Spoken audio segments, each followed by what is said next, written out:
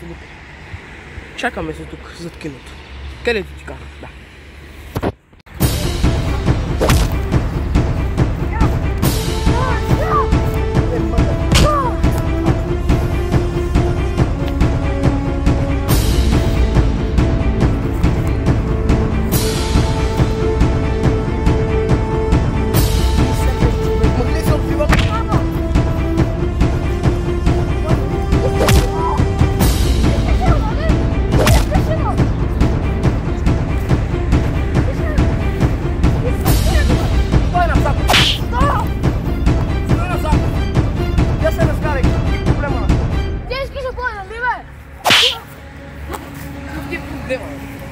Проблема ми е, че ти си тук!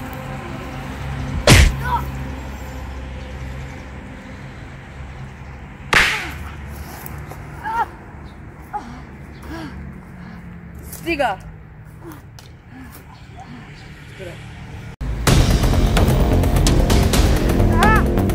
Кой си ти, бе?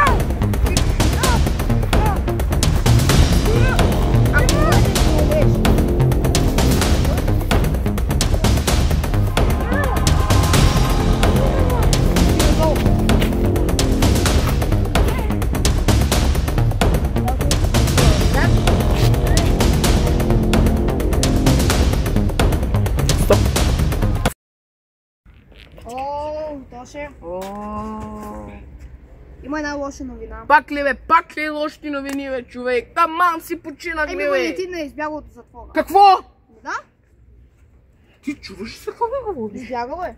Вчера го видях. И веднага избяга. Господи, помогни ми. Много ми е интересно, защо Валентин не е измъкнал брат си, Петър? Ти се мразят.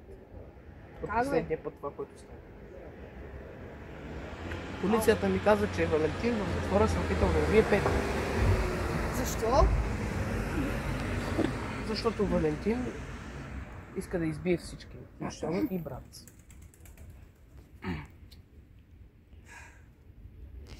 Това не е нормално. Сетих се едно нещо, което ще направим. Да отидем до затвора, нали? Да го измъкнем от затвора. Тръгвай. Тръгвай.